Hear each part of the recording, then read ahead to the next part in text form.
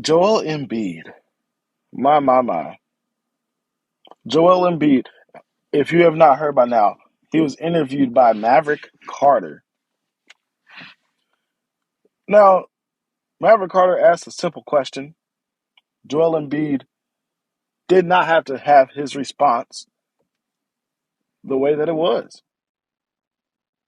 So, Maverick Carter asked Joel Embiid about his situation of being an NBA player, how much production he's had, and what's next. I don't really have a clip for you guys. You can go look that up on YouTube. But I do want to say, Joel Embiid, I don't know why he would say this unless he's trying to send a message. So Maverick Carter asked him what's next. He's won an MVP. He's been really good, really dominant. What is next? So Joel Embiid he says, I just want to win a championship, whatever it takes. I don't know where that's going to be, whether it's in Philly or anywhere else. I just want to have a chance to accomplish that. I want to see what it feels like to win that first one, and then you can think about the next one. It's not easy, but it takes more than one, two, three guys. You got to have good people around you and myself every single day. I work hard to be at that level so I can make it happen. So every single day, I'm working towards that. Joel Embiid, if you go back and hear him, he was asked, what's next? Joel Embiid, he says, I don't know where that's going to be, whether it's in Philly or anywhere else. I just want to have a chance to accomplish that. And what's that? That is winning a championship, whatever it takes. Joel Embiid, he's sending a message to somebody here. Now, we've seen James Harden. We've seen Jimmy Butler. These superstars that are supposed to be his running mate, they come and they go. I'm not going to say what the exact reason is for that. You've had a change with Daryl Morey coming in. He's somebody who's supposed to be the James Harden dude. And now James Harden even wants out of Philadelphia. So I don't know what's going on in Philadelphia or what, but something don't smell right. It's something's a little right in Philadelphia now. And Joel Embiid kind of went out his way to say, hey, I'm going to do whatever it takes, wherever it takes. It doesn't have to be in Philly. Those are words coming straight out of his mouth, and he wasn't even asked about that at all. So now, Joel Embiid, he's kind of speaking it into the universe that he's not really happy. I'm sure they heard it in the front office. They either got to do the perfect and right thing when it comes to trading James Harden. They got to get some good production out of Tyrese Maxey. The organization apparently believes in him. They have been reluctant to put him in any trade, and I see why. He's young, he's talented, but is he somebody who can affect the game and give them a chance to win a championship? That's all that matters for the 76ers. They've been good. They've had a championship coach in Doc Rivers. Think what you might of Doc Rivers. He got them in position to where they could actually be a threat in the NBA playoffs. Now, Joel Embiid, he has a 4-year contract left. It's important when you think about him. Joel Embiid has a 4-year contract left, but he's 29 years old. In his mind, I'm sure Joel Embiid's like, hey, if I wait till after this contract, it's going to be 2027.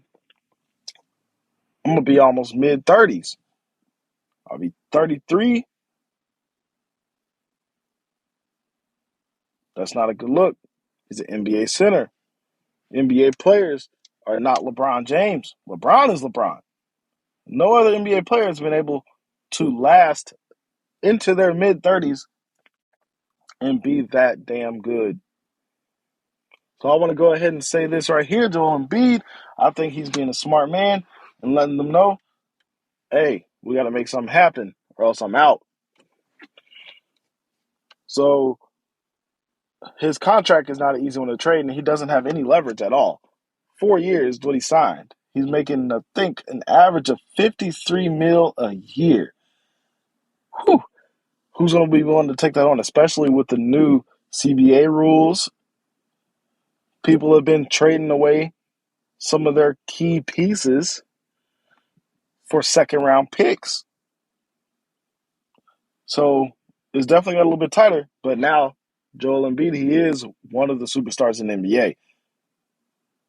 He's the best player from the continent of Africa in the NBA. And that's saying a lot. He's got global appeal. He's definitely a superstar. He just won an MVP. He's been dominant. He has an inside game. He has an outside game.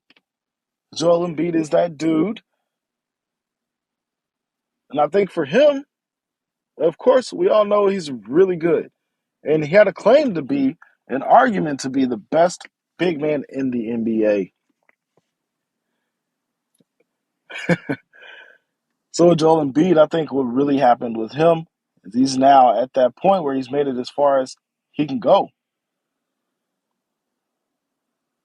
He keeps saying that he needs other players on his team, and I fought that more to his organization.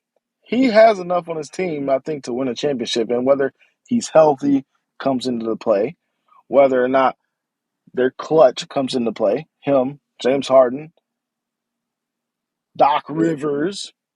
So they've been in position, but they can't seal the deal for many of reasons. But I think Joel Embiid, he feels that pressure. He, for the first time in his career, he really feels pressure. Like his legacy is on the line a little bit. He's no longer like, this is the first time where people can actually say Nikola Jokic, the Joker, is the best big man in the NBA. He's the best big in the NBA. Definitively. You had to pick and choose a side, but now it's kind of definitive. Nikola Jokic, two-time MVP, just won an NBA championship. Joel Embiid, he's an MVP. He's been wanting that for a long time. He spoke it into existence. Let's see if he can speak an NBA championship into existence. Because if he does not, we're looking at the Joker being the dominant big man of this era. He's out leveraging Joel Embiid at this point. Anthony Davis, he can't stay healthy.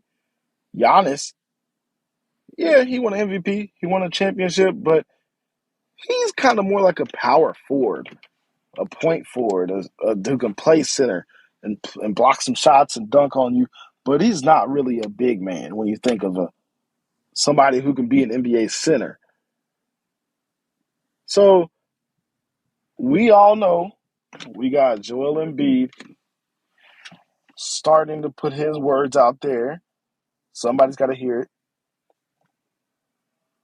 So I thought that was important to see exactly how the ripple effects of what Joel Embiid says is Nikola Jokic being the dominant, the big man of this era. Without a doubt, he's that dude now.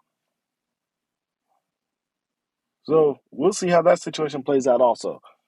Joel Embiid, I think he's going to be somebody. He's vocal. He's letting it be known. He's sending a message out right now. Let's see how that situation plays out in Philly. And they're going to have to make some type of changes at some point. He's not just going to sit back and keep watching coaching changes.